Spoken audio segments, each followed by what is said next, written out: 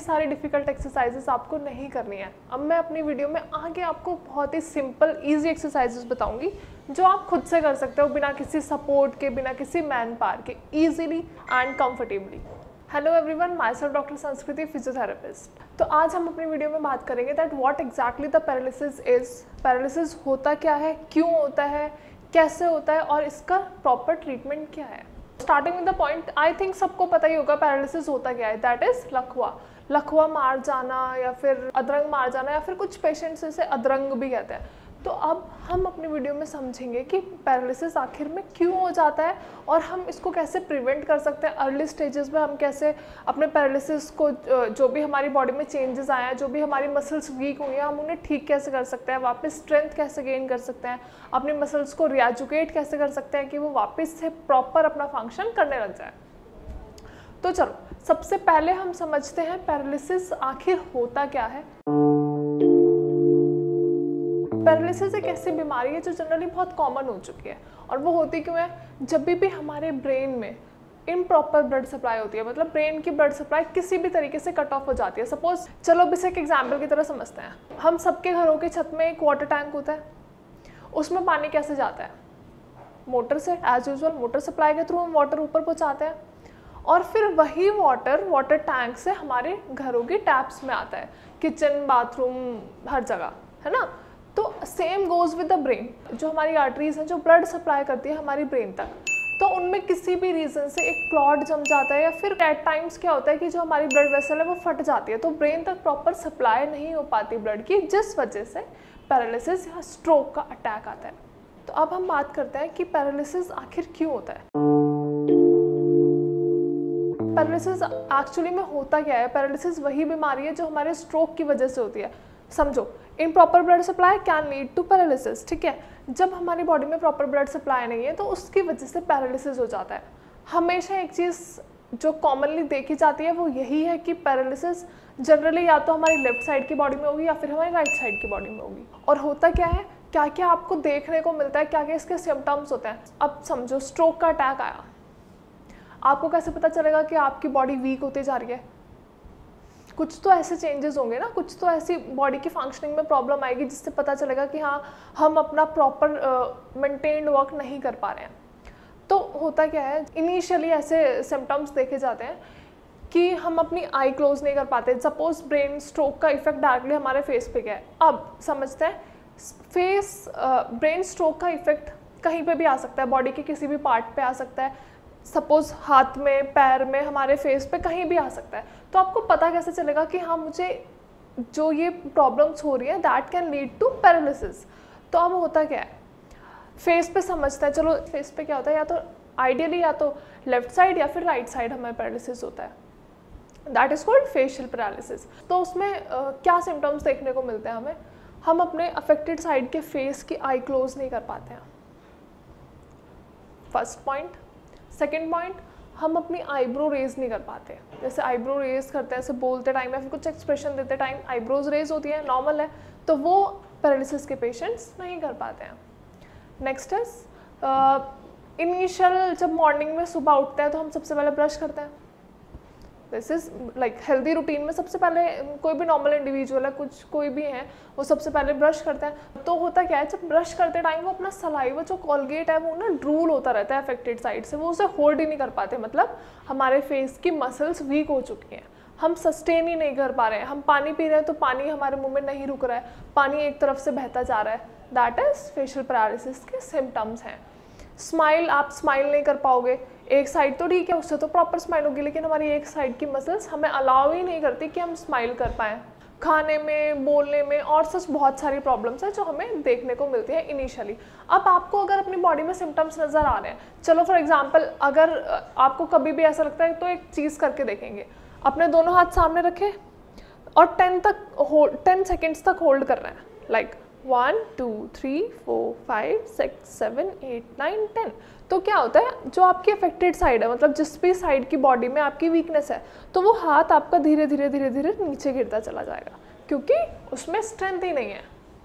जो भी side affect हुई है उस साइड की मसल्स में पैरासिस हो गया है। पैरासिस मतलब मसल वीकनेस, तो वो मसल्स वीक हो चुके हैं, आप सस्टेन ही नहीं कर पा रहे हो।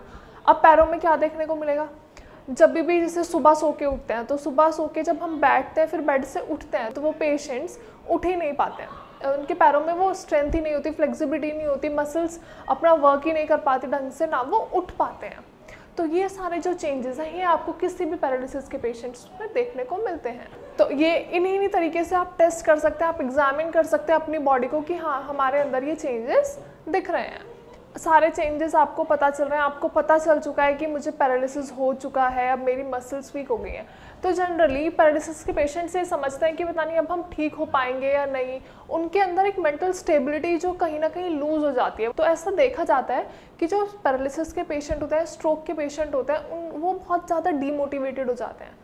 तो आप जितने भी उनके फैमिली मेम्बर्स हैं या जो ये वीडियोस देख रहे हैं, उनके कनेक्शन में जो भी पैरालिसिस के पेशेंट है, तो आप लोगों को उन्हें हमेशा सपोर्ट करना है, उनकी हमेशा से मेंटल स्ट्रेंथ बनना है, उन्हें सारी चीज़ें समझानी है कि ये प्रॉब्लम्स पार्ट टाइम है, ये सब क्योर हो जाएगा, आप अपनी वापस से बॉडी को रिगेन कर सकते हो, अपनी मसल स्ट्रेंथ को वापस से रिगेन कर सकते हो। बट उसके लिए क्या इंपॉर्टेंट है, अब सपोज पैरालिसिस का पेशेंट हमेशा लेटे रहता है, तो अगर बॉडी हमेशा लेटी रहेगी, स्टैटिक रहेगी, तो वो अपना काम भूल जाएगी।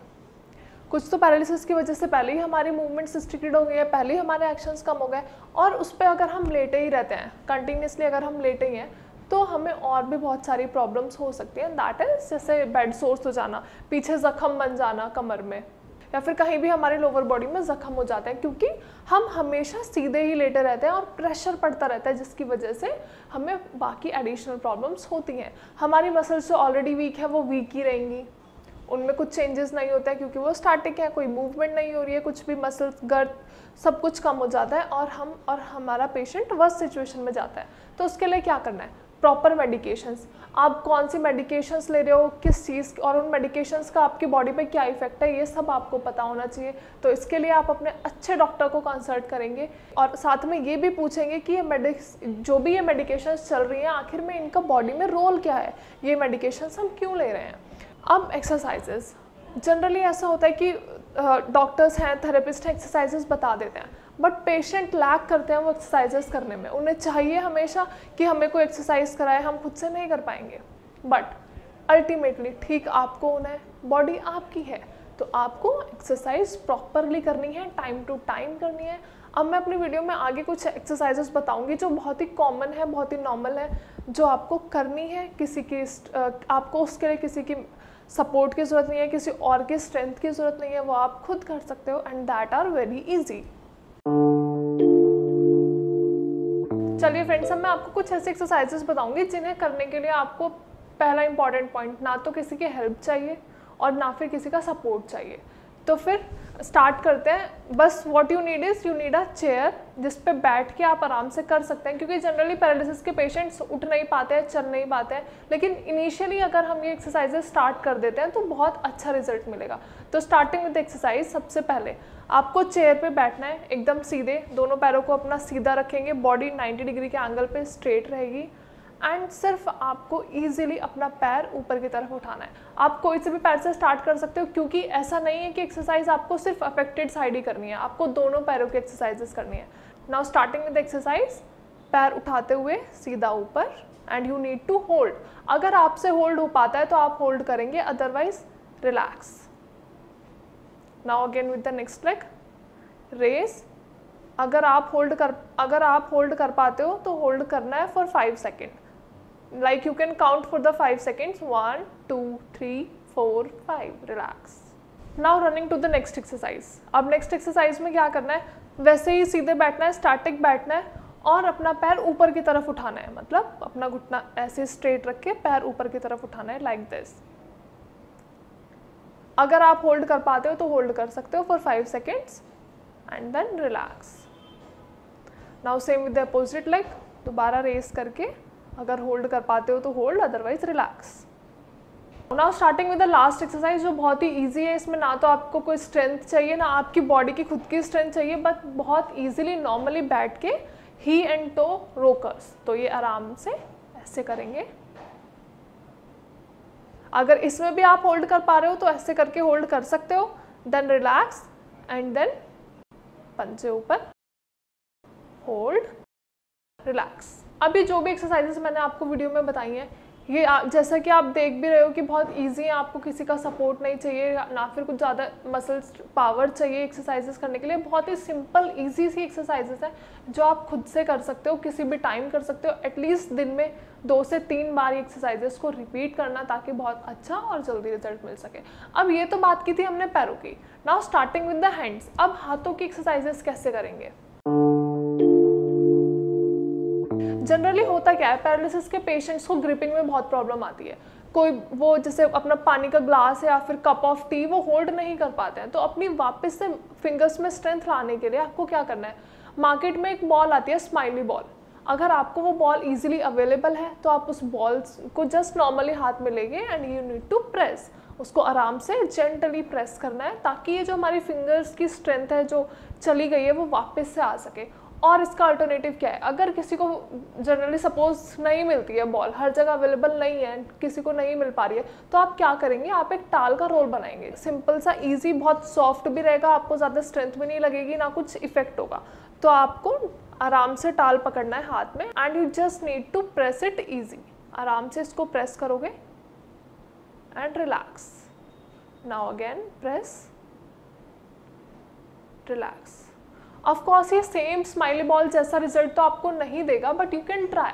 अगर आपको स्माइली बॉल मिल जाती है that is well and good. Otherwise अगर बॉल नहीं मिलती है किसी भी रीज़न से या फिर अवेलेबल नहीं है, तो आप जस्ट एक छोटा सा फेस टाल का रोल बनाओगे और ऐसे जैसे अभी मैंने इस टाल से आपको एक्सरसाइज बताई है and you can press and relax. ये वाली मूवमेंट हमें चाहिए। Now the next exercises. Generally क्या होता है, पेशेंट्स अपनी ये वाली मूवमेंट नहीं कर पाते हैं, उनका हाथ नहीं उठ पाता, वो सीधा हैंड रेस नहीं कर पाते हैं। तो अगर किसी किसी केस में क्या होता है, बहुत ही इतनी ज़्यादा वीकनेस नहीं होती है कि मूवमेंट बिल्कुल भी ना हो पाए, और किसी किसी केसेस में बहुत ज़्यादा वीकनेस होती है कि बिल्कुल ही हाथ उठ ही नहीं पा रहा है और ऊपर से स्पास्टिक भी हो चुका है, हाथ में एक अकड़न जैसी महसूस हो रही है, आप बिल्कुल हाथ बहुत हैवी लग रहा है। तो उसके लिए आप क्या करेंगे, अगर नॉर्मली थोड़ा बहुत भी स्ट्रेंथ है तो आपको ट्राई करना है अपना हाथ खुद से ऊपर की तरफ ले जाने का। अगर सपोज एनी हाउ नहीं होता है, आपकी बॉडी में स्ट्रेंथ ही नहीं है कि आप नहीं कर पा रहे हो, तो आपका दूसरा हाथ तो ठीक है। पैरालिसिस में एक साइड की बॉडी तो अफेक्ट होती है, दूसरी साइड की बॉडी तो एकदम ठीक है। तो आपको इस हैंड के सपोर्ट से ये वाला हाथ ऊपर की तरफ लिफ्ट करना है, like this, and relax. Easy, simple. तो आपको ये नहीं सोचना है कि आपको मुझे मतलब जैसे मैं बेड पे लेट ही चुका हूँ, मुझे पैरालिसिस हो चुका है, मेरी बॉडी में स्ट्रेंथ ही नहीं है, ये सारी चीज़ें नहीं सोचनी है। इनफैक्ट आपको ये सोचना है कि मैं अपनी स्टैटिक बॉडी को यूज़ में कैसे लेके आऊँ, जो मेरी दूसरी साइड की बॉडी है जो ठीक है, हेल्दी है, मैं उसका यूज़ करके अपनी पैरालाइज्ड बॉडी को ठीक कैसे करूँ। ये सारी चीज़ें आपके माइंड में आना चाहिए, ये सारी चीज़ें आपके मेंटल थॉट्स होने चाहिए कि मुझे खुद से ठीक होना है तो मैं क्या क्या ट्राई कर सकता हूँ। Now taking with the next example, ये वाली मूवमेंट है। अगर आप नहीं कर पा रहे हो, जैसे नॉर्मली जिम करते हैं, डंबल लेके वाली मूवमेंट करते हैं, आप पहले करते थे, अब नहीं हो पा रही है आपसे, तो कैसे करोगे? अगर मसल पैरालिसिस में है, बहुत ज़्यादा पैरालिसिस है, मतलब बहुत ज़्यादा वीक है, तो आप नहीं कर पाओगे, लेकिन इस वाले हैंड के सपोर्ट से आप कर सकते हो।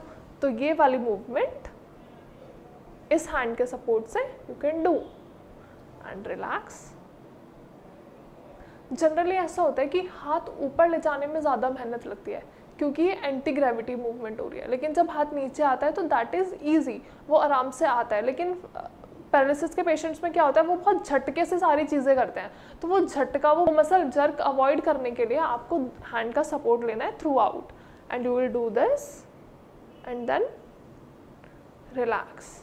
चलिए फ्रेंड्स, वीडियो को ख़त्म करते हुए जो भी चीज़ें मैंने आपको बताई हैं, जो भी एक्सरसाइजेस मैंने आपको बताई हैं सिंपल एंड ईजी तरीके से, और जो भी चीज़ें मैंने आपको बताई हैं पैरालिसिस के रिगार्डिंग, आई होप आपको वीडियो में सब कुछ समझ में आया हो। अगर वीडियो से रिगार्डिंग या फिर एक्सरसाइजेस से रिगार्डिंग या फिर कुछ भी आपके माइंड में क्वेरी है, कोई भी क्वेश्चन है, तो आप डायरेक्टली हमें इस नंबर पे कॉल कर सकते हो जो आपको नीचे स्क्रीन पे दिख रहा होगा, and you can either mention in the comment section जो भी क्वेरीज हैं या जो भी क्वेश्चंस आपको पूछना है या फिर किसी भी रिगार्डिंग कुछ और एक्सरसाइजेज आपको जाननी है, वो आप डायरेक्टली कमेंट कर सकते हो या फिर हमें गिवन नंबर पे कॉल करके डायरेक्टली हमारे डॉक्टर से फ्री ऑफ कॉस्ट कंसल्ट कर सकते हो।